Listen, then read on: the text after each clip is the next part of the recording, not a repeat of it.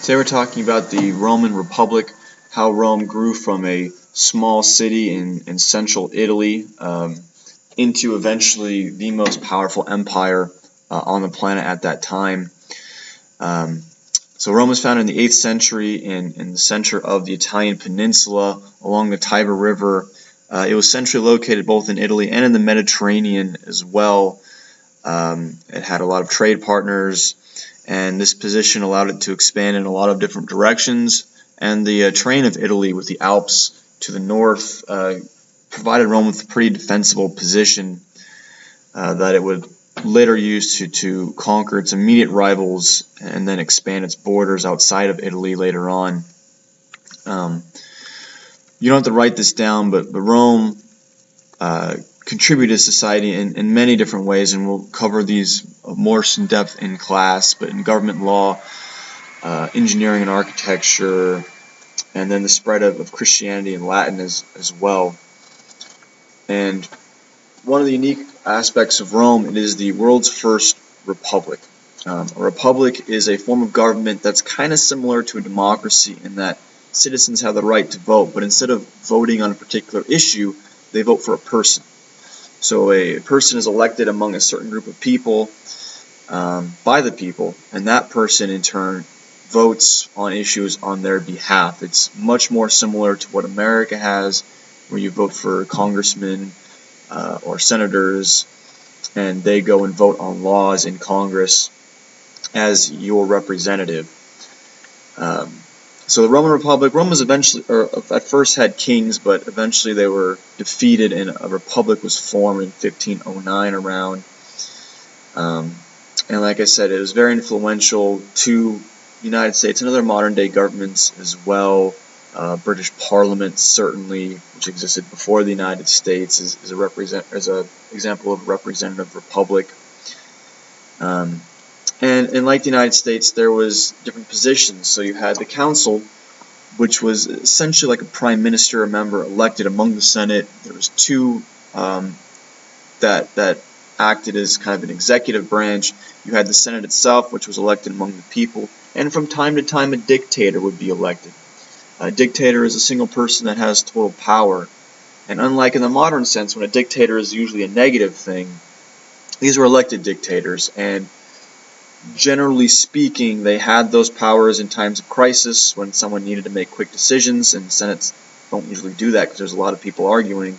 So a dictator can make quick choices, and once that crisis had passed, the dictator would generally relinquish their power and step down from that position. One of the powers that consuls would have from time to time was a veto power, and that is the power to overrule a decision. Again, presidents have that power. If Congress passes or votes to approve a law, presidents can veto that.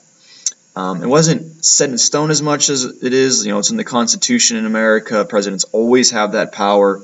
In Rome, it was more kind of, was the consul powerful or not? Some consuls that had a lot of influence could effectively veto, while those that were weaker would try to, and the Senate might just kind of ignore them.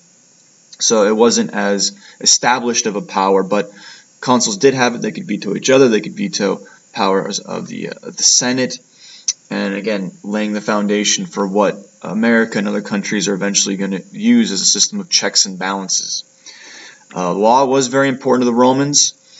The 12 Tables were the first codified Roman laws. It dealt with both the upper and the lower class, the patricians and the plebeians. So there is different standards for both, but it was a clear set of laws. Kind of the evolution from Hammurabi, writing them down first. Now we have the Roman laws, and the Romans are going to spread their laws all across Europe through their conquests, Asia, Northern Africa. And how the Romans were able to achieve the expansion of their empire was through military might for the most part. Rome built a incredibly famous military, modeled somewhat off of what the Greeks did. They fought in organized military units. Jolene Martinez, please come to the front office. Consisting of about 5,000 soldiers, heavy infantry. They used shields, and unlike the Greeks who used spears, they used short swords called gladiuses. That's where the word gladiator is going to come from. Short stabbing spears. So it was a system where every man was protected, more so in a phalanx. They weren't relying on overlapping their shields. It was something that was more flexible and more maneuverable. They also carried a pila, which was a small spear that they would throw at the enemy from a short distance before engaging them with close quarters. And unlike the Greeks who used bronze weapons and armor, the Romans were using steel. So it was much better.